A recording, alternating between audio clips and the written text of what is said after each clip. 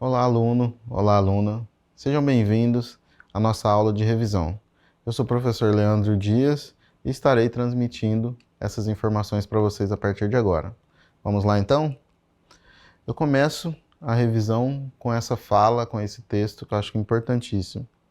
O surgimento da escrita é um marco importante na história do mundo, por demarcar a separação entre a história e a pré-história, iniciando os registros dos acontecimentos. Então, olha o quão importante é na nossa história, não só na história, por mais que a gente esteja estudando alfabeto latino, né, mas da história da humanidade. Então, nós dividimos a pré-história e a história em virtude da escrita. Na pré-história, nós tínhamos, então, os hieróglifos, né? E na história começaram a ser escritos, então, os acontecimentos do dia a dia, de forma mais facilitada para a nossa leitura do que os desenhos das cavernas. Os desenhos a gente tinha que interpretar o que eles queriam dizer. Na escrita, não, a gente já consegue entender, ok? Então, por isso a importância de se conhecer e entender a história da tipografia. Então, aqui, na primeira unidade, nós vamos lembrar um pouquinho do histórico da tipografia latina. Então, olha lá, né? Nós temos aqui esse quadro representativo. A nossa letra A latina, ela vem do desenho da cabeça de um boi, na cabeça de uma vaca. Ali está um chifre, então vamos deduzir que é um boi. Tá? Então, olha de onde veio a nossa letra A. Depois ela teve a transformação pelos fenícios e, logo depois, a mudança para o latino. Assim nós temos exemplo, né, da A, da M, da O. Não vou passar o alfabeto inteiro, mas só para vocês entenderem como que foi essa mudança. Olha o M, né? Parecia uma cobrinha, né? Depois os fenícios foram e mudaram, acrescentaram uma perninha extra. E nós, né, fizemos uma nova leitura e transformamos em M. Da mesma forma a letra O. Ela advém do desenho de um olho, né? Então é importante a gente entender essas histórias, porque quando a gente pega e está estudando, por exemplo, o Egito Antigo, né, que não tinha escrita, era só desenho, se você olhar muito desses desenhos aqui, vai se parecer muito com a época do Egito. Aí você fala, como é que os caras conseguem traduzir o desenho para a escrita para que a gente possa entender o que estava ali nas pirâmides, né, nas tumbas, nos sarcófagos? Então vem dessa tradução de outras linguagens, de outros períodos históricos, para que a gente consiga entender e transformar isso de forma a fazer com que todos tenham uma leitura tranquila sobre aquilo que está querendo dizer, e não só com o desenho, porque a interpretação poderia ser N informações, né? Aqui nós temos, então, outro relato importante da história da tipografia, que é quem?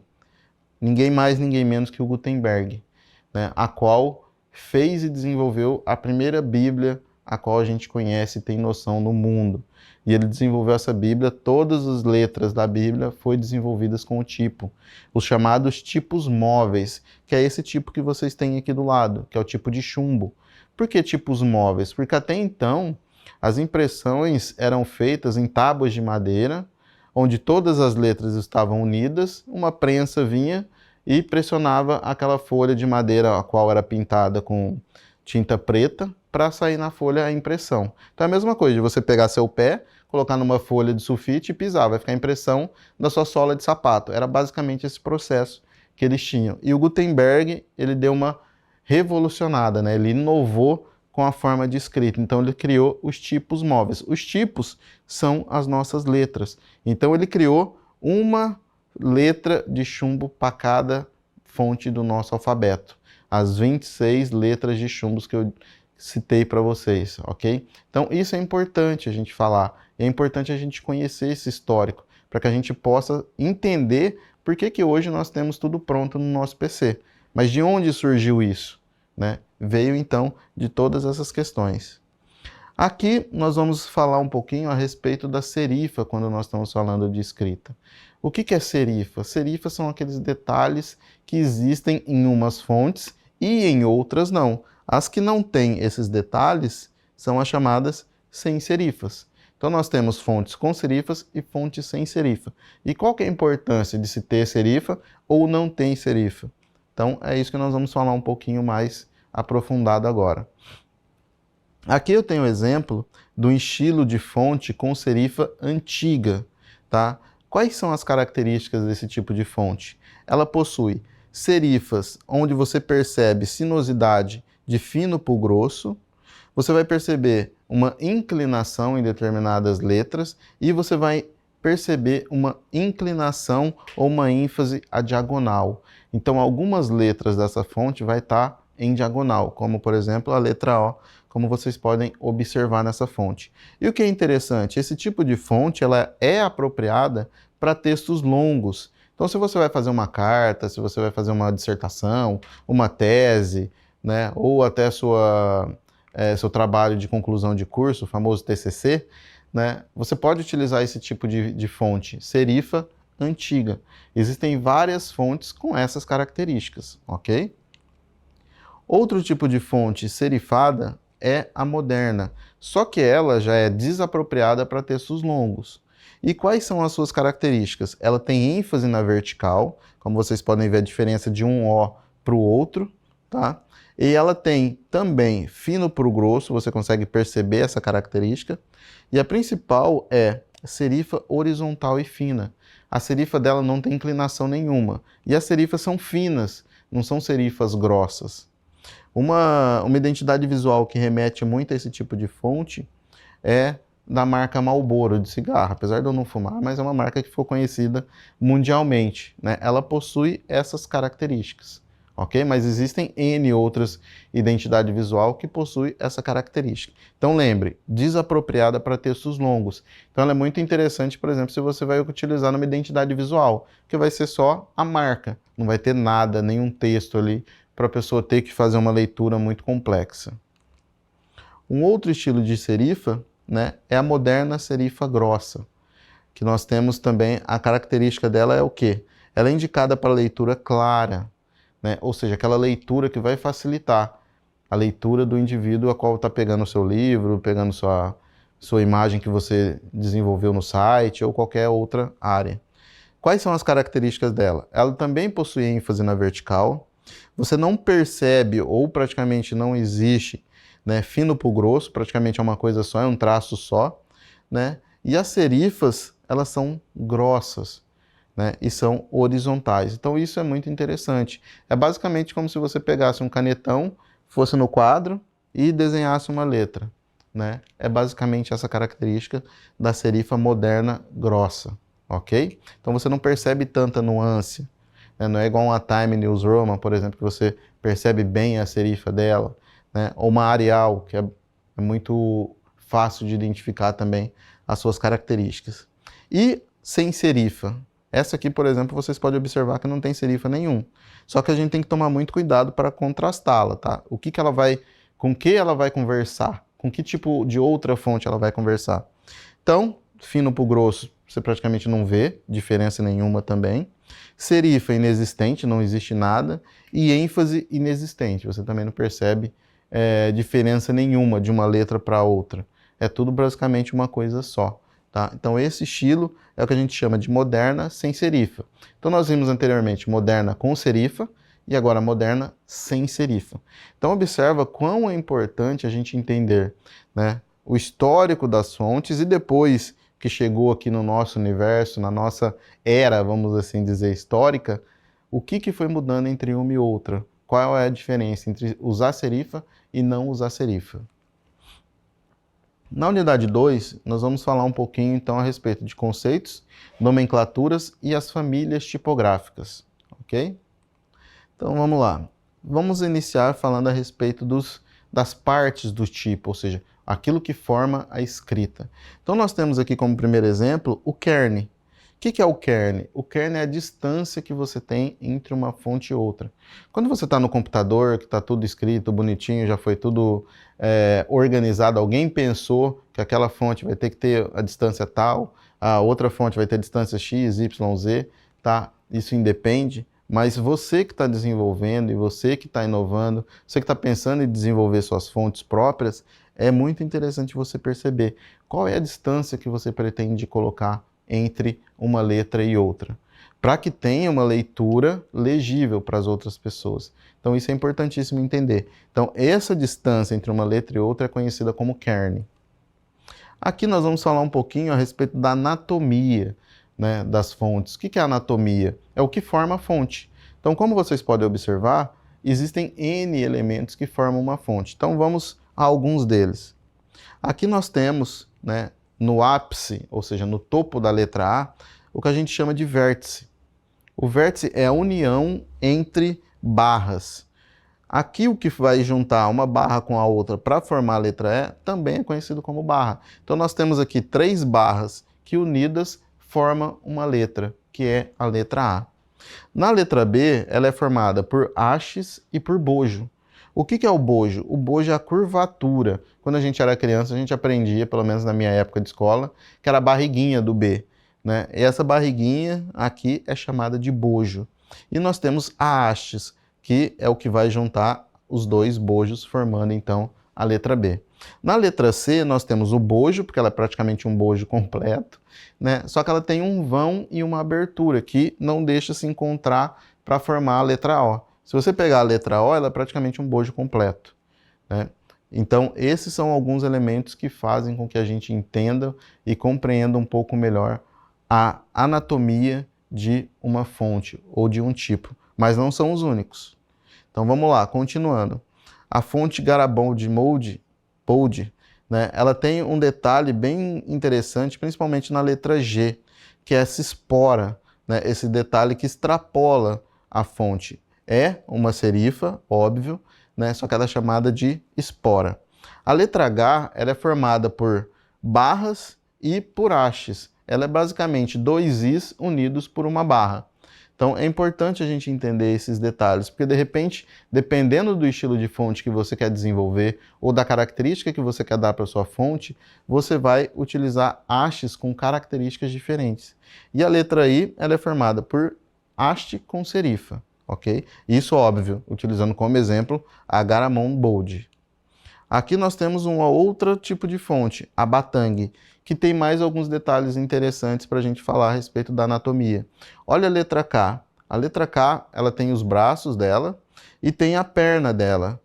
Parece muito, a gente associa muito ao corpo humano, por isso a anatomia, tá, pessoal? A N nós temos o ombro, que é o que vai fazer a ligação com a haste. Na G, nós temos a orelha, que lembra muito aquela orelha do Shrek. Quem assiste animação e gosta de desenho vai lembrar. A ligação entre a parte superior e a parte inferior da letra G. Nós temos a cintura na letra R, que é o que vai unir o bojo com a perna do R. Nós temos a conexão na letra P, que vai unir a haste também com o bojo, só que diferente entre R e P. Nós temos no número 2, né, o arco, que não é um bojo, por quê? Porque a curvatura, vocês podem perceber, é mais sinuosa.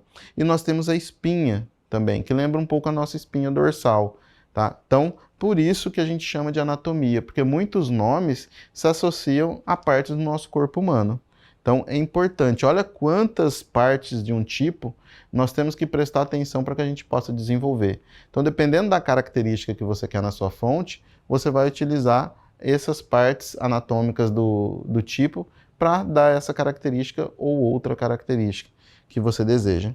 Aqui, uma parte bem interessante da anatomia da cauda, né, da letra Q. E aqui nós temos, né, aqui a fonte que está mais extrapolando é a Aldine Itálica, mas nós temos a Arial, a Times, a Universe e a Vanguard. Tá? Cada uma delas, como vocês podem observar, a cauda da letra Q é totalmente diferente de uma da outra.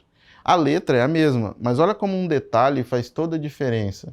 Então, dependendo do que você quer transmitir, você pode desenvolver a cauda da forma a qual você achar mais interessante.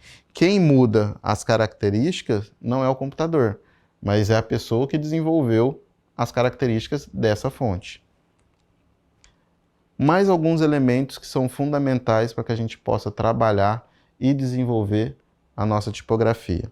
Nós temos aqui, né, uma tipografia que está basicamente quase completa aqui o alfabeto, né, com várias letras que formam o nosso alfabeto. E nós temos o corpo visual. O corpo visual significa o quê? O corpo visual é a parte central da sua letra. E nós temos a haste superior, que é a ascendente, e a haste inferior, que é a descendente. O que isso significa, haste ascendente e haste descendente? É o que extrapola o corpo visual para cima e o que extrapola o corpo visual para baixo. Ah, professor, bacana, interessante. Mas como é que eu sei qual que é a medida de distância entre um e outro? Comumente, a gente utiliza para o corpo visual, como referência, 1 centímetro. E as hastes, tanto ascendente quanto descendente, metade disso, tá? Isso é um padrão utilizado por normas, tá? E principalmente pela parte da impressão. Mas não quer dizer que você precisa seguir 100% isso. Você pode alterar de acordo com a característica que você deseja. Só que isso, óbvio, você tem que falar o porquê que você está fazendo essa mudança. Não é, eu vou mudar e quero fazer assim, assim, assado, mas e depois? Existe, de repente, uma máquina de impressão que vai ter esse detalhe para você extrapolar essa parte extra? Normalmente, quando a gente fala de impressão, fazer um adendo aqui, pessoal, nós falamos de faca, né? Que faca é o quê? É o modo como você corta aquele elemento que você está extrapolando a base de referência. Então, se você vai extrapolar, você já tem que pensar na faca. A faca, por que faca? Porque significa o corte. O corte é como que você vai fazer esse detalhe extra, tanto ascendente quanto descendente, ok? Aqui nós temos então, né, mais um detalhe do corpo visual um pouco mais aproximado, com poucas letras, para vocês entenderem. Então, qual que é a altura de X? Como eu disse para vocês, pode ser 1 centímetro, 2 centímetros, 3 centímetros, 4 centímetros. E qual que é a altura da descendente? Sempre a metade do que for na altura de X. Mas pode ter elementos que você extrapola. Observa que o ascendente é maior do que o descendente, ó, um pouquinho maior, mas ele tem um extra ali. Por quê? Porque a serifa que ele quer anotar, ó, naquela letra H especificamente, ele quer fazer um detalhe um pouco mais alongado. É proibido? De modo nenhum. Então aqui ele extrapola um pouco aquela metade do que estava na letra X, ok? Por isso que não é algo que é taxativo, você não pode mudar. Não, você pode mudar a característica, mas desde que você fale o porquê que você está fazendo essa alteração. Ela não pode simplesmente ser mudada aleatoriamente. Ah, eu quero, pronto, acabou, todo mundo vai ter que usar agora. Não é assim que funciona. Na unidade 3, nós vamos falar a respeito, então, da classificação das fontes. Como que as fontes podem ser classificadas. Então, vamos lá. Nós temos as fontes conhecidas como cursiva, tá? As cursivas são aquelas que normalmente a gente escreve manualmente, né? Estou escrevendo, sei lá, um texto em casa, né? Algo do tipo. Não eu, literalmente, porque eu normalmente não escrevo em letra cursiva, tá? Como eu venho da área técnica, eu uso muito a letra técnica, então eu não uso muito letra cursiva. Praticamente tudo que eu vou escrever, desde uma receita até o que eu vou comprar no mercado, uma lista, eu faço com letra técnica, que é diferente da letra cursiva. Mas, comumente, a maioria de nós fazemos uso da letra cursiva. Então, a letra cursiva, né, ela pode ter momentos que se conectam e momentos que não se conectam. Observe que as duas parecem que foi escrita à mão, mas uma está conectando as letras e a outra não, você percebe um distanciamento. Só que elas são desapropriadas, ou seja, elas não são próprias para textos muito longos. Então, aqui nós vamos falar a respeito de outros tipos de fontes, que são as fontes decorativas, ou seja, aquelas fontes que nós não podemos usar também aleatoriamente. A gente sempre tem que entender o porquê utilizar esse tipo de fonte, certo? Aqui, então, a decorativa, né? Pode observar que esse estilo de fonte, se vocês pesquisarem, vocês vão perceber que ela está entre os estilos chamados de gótico, né? Que são fontes onde você tem elementos mais pontiagudos, que lembra muito a arte, né? A arte gótica, tanto a arquitetura gótica, vocês vão perceber muito esses detalhes. Só que o seu uso, óbvio, ele é muito limitado. Você não vai criar, por exemplo, um texto complexo de 2, 3, 4 páginas com esse tipo de fonte. Mas nada impede que você possa criar e desenvolver, né, uma capa, por exemplo, de algum trabalho com esse tipo de fonte. Nós temos aqui outras fontes decorativas, né, muito conhecida, né, a Pomp Font e a Sherry. A Pomp Font ela é uma fonte muito voltada para o público infantil, porque ela lembra muito a questão de algodão, de maciez, tudo que remete à questão da infância.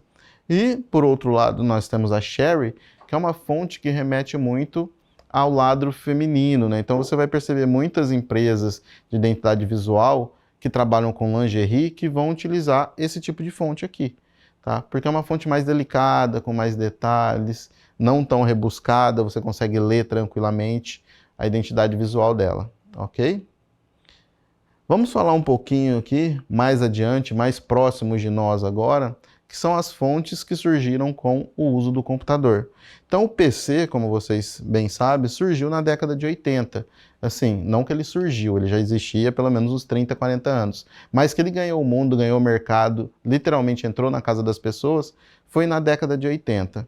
E lá na década de 80, o que acontecia? A gente não tinha ainda as impressoras digitais que nós temos hoje até para imprimir em casa. Então nós tínhamos as impressoras que eram chamadas de matricial. E a matricial, ela imprimia com pontos. E você percebia a distância dos pontos. O que significa isso? Ela trabalhava com 72 dpi, tá? 72 por 72 dpi. Isso é a quantidade de ponto por polegada. Então se você pega uma polegada que tem 3,54 centímetros, dentro dessa área, ele vai fazer um trabalho com vários pontos. Hoje, o que acontece com as impressoras que nós temos em casas, que são as chamadas jato de tinta, né, comumente? O que acontece? Ela tem, por essa polegada, muito mais pontos. Então, você não consegue perceber essa nuance que dava na matricial. Aqui você consegue perceber a letra E, ó como ela era formada. Vários pontos vão formar ela. Hoje, a letra E é basicamente a mesma coisa, só que como ela tem muito mais ponto na mesma área, parece que está unido. Mas para você fazer um teste realmente como funciona isso, você pode ir numa gráfica, ou se você tiver acesso fácil a um microscópio, você pode pegar a sua folha que você imprimiu, colocar um microscópio, que você vai perceber que você vai conseguir observar os detalhes. Também está separado os pontos. Tanto que quem trabalha, por exemplo, com a área gráfica, visual, modelagem 3D, que trabalha com softwares de modelagem, quando você vai imprimir, é chamado de pena. Por que pena? Porque cada pena também vai colocar um ponto na impressão. Na hora que você olha aquele impresso, parece que é uma coisa constante. Mas se você observar detalhadamente, você vai ver que os pontos também estão separados. Não tanto quanto esses, mas existem os pontos. E aí você pode perceber. E uma das pessoas que fundamentalmente mudou a história com relação aos tipos, principalmente os digitais, foi essa mulher aqui, a Suzano Lico. Então ela desenvolveu e criou na década de 80 várias fontes que serviram de referência para as fontes que nós fazemos uso hoje, né? Então há mais de 40 anos atrás ela já estava desenvolvendo algumas fontes. Então isso é muito bacana a gente perceber, nossa, mas fonte de 40 anos atrás interfere hoje? Sim, se a gente pegar a pré-história, o que eles usaram lá, né, 2.000, 3.000, 10.000 anos atrás, né, a gente usa até hoje como referência. Então, por isso que é importante a gente fazer esse trajeto histórico, entender toda essa linha do tempo, para que a gente possa chegar no que nós temos hoje, a nossa bel prazer, para que a gente possa utilizar da melhor forma possível. Aqui estão algumas das fontes que ela desenvolveu nesse período da década de 80. Então aqui, óbvio, está no celular, está no computador, está fácil a leitura. Mas ela trabalhava, como vocês podem observar, principalmente essa aqui que está maior, que tem algumas partes meio apagadas entre um detalhe e outro da letra. Esses detalhes são os pontos que não eram 100% preenchidos por aquele espaço, ok? Para que a gente pudesse literalmente entender o que ela estava querendo falar. Por outro lado, se nós pegarmos aquelas fontes laterais apresentadas aqui no slide, muitas delas nós utilizamos hoje ainda. E olha que isso já foi desenvolvido há 40 anos atrás. Então olha que interessante a gente entender todo esse contexto. Estamos chegando ao final da aula de revisão, pessoal. Estamos na nossa unidade 4.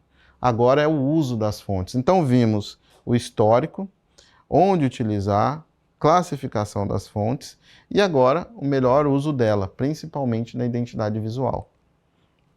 Então nós temos aqui um exemplo, né, de fonte de trabalho utilizando o que a gente chama de boa leiturabilidade, que é o quê? É utilizar no máximo 3 tipos diferentes de fonte.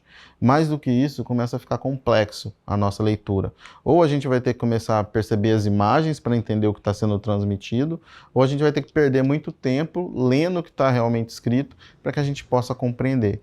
Então aqui é uma forma bacana de entender como deve ser feito um trabalho visual utilizando fonte. Aqui, como não fazer esse uso, tá, da fonte, ou seja, ruim a leiturabilidade, tá? Então, quanto mais fonte você tiver, menos legibilidade e leiturabilidade você vai ter. Então, por isso que é tão importante assim a gente entender, compreender e saber utilizar os nossos conhecimentos relacionados à fonte. Ok? Então você não pode sair utilizando a torta direita, eu gostei dessa, gostei dessa, gostei dessa, gostei dessa, e virar um carnaval no seu trabalho, tá? Então usem com parcimônia o uso das fontes. Aqui, quando nós estamos falando de logotipo, identidade visual, a diferença que dá mínimos detalhes, né? É aquele famoso ditado também que a gente sempre ouve, né? Dos menores frascos é que vem os melhores perfumes. É basicamente isso aqui na tipografia. Então, os mínimos detalhes podem fazer uma diferença gigantesca. Aqui nós temos a fonte Arial e nós temos a fonte Helvética. Aparentemente, se eu não tivesse colocado esses elementos azuis na tela, possivelmente vocês não perceberiam a diferença que tem entre uma fonte e outra. Então, são mínimos detalhes, mas que podem fazer uma diferença gigantesca. Deixo aqui para vocês, pessoal, duas referências importantíssimas quando nós falamos a respeito de estudo de tipografia e de fonte. O primeiro, a geometria do tipo, tá? Esse livro ele vai abordar os seguintes elementos. Toda aquela parte da anatomia que eu falei para vocês, óbvio que aqui muito mais explorada, está nesse livro. Então ali você vai ter todos os detalhes de como desenvolver uma fonte, o que pensar na fonte, quais são os elementos, exemplos de elementos, assim como nós vimos a cauda, né, de várias fontes diferentes, desenhadas de forma diferente. Então essa geometria ele vai te dar essa referência para que você possa desenvolver os seus próprios desenhos da sua tipografia. E é interessante porque muitos de vocês agora devem estar se perguntando, professor, mas eu não estou estudando matemática, né, para ter geometria aqui. Não é que você vai entrar literalmente na geometria, pegar cateto, obtuso, não, nada disso. Mas é para você ter uma ideia de que muitas fontes foram pensadas e foram desenhadas utilizando elementos geométricos, literalmente. Quantos graus tem aqui na curvatura? Qual que é o raio dessa curvatura? Será que o raio está legal, não está? E é interessante porque vocês vão encontrar muitos materiais desses, se você pesquisar TikTok, se você pesquisar no YouTube, você vai ter muitas identidades visuais que são desenvolvidas a partir de, por exemplo, forma geométrica básica, que é o círculo. Você vai ver aquele traçado cheio de círculo para tudo quanto é lado, aí daqui a pouco o resultado final da identidade visual. Então esses elementos fazem parte para desenvolver os tipos também, e não muitas vezes só a logo, como a gente chama, né, que é a cara da empresa. Então é importante a gente ter conhecimento a respeito disso. Então esse livro, quem puder, óbvio, comprar, não tem PDF na internet para baixar, tá? Ele é em inglês também, mas é uma pesquisinha básica, aí você tira uma foto ali, joga no Google que ele traduz tranquilamente para vocês, não é um texto muito complexo. E outro que é em português, aí mais tranquilo, né? Elementos do estilo tipográfico. Então quais são os elementos que formam o tipo? Além da geometria para você desenhar, quais são os outros elementos, como o olho, o corpo do olho, todas aquelas bases a qual eu passei para vocês aqui, dei uma pincelada, óbvio, não dá para a gente falar nesse período que a gente tem tão detalhado e tão aprofundado. Por isso que eu coloco e trago para vocês esses dois livros que são fundamentais para quem estuda, para quem pesquisa e para quem faz uso da tipografia como forma de trabalho e como forma de explorar o seu conhecimento e transpor para o outro. Além dos livros, óbvio, deixo aqui para vocês as nossas referências utilizadas na aula de hoje. Então, pessoal, as referências não são só dicas não, tá? Mas é para vocês pesquisarem, irem atrás dessas informações e complementarem o conhecimento que eu estou transmitindo para vocês. Todos esses livros que eu passei aqui são importantíssimos para que vocês conheçam um pouco mais, se aprofundem um pouco mais com relação à tipografia. Bons estudos, estou aqui para ajudá-los, caso tenha alguma dúvida, caso tenha alguma pesquisa que você está fazendo e não está encontrando algum material, estou à disposição de vocês, ok? Pessoal, a gente se encontra aí num próximo momento, ou quem sabe aí no mercado de trabalho a gente pode se esbarrar em algum evento, ok? Até uma próxima oportunidade.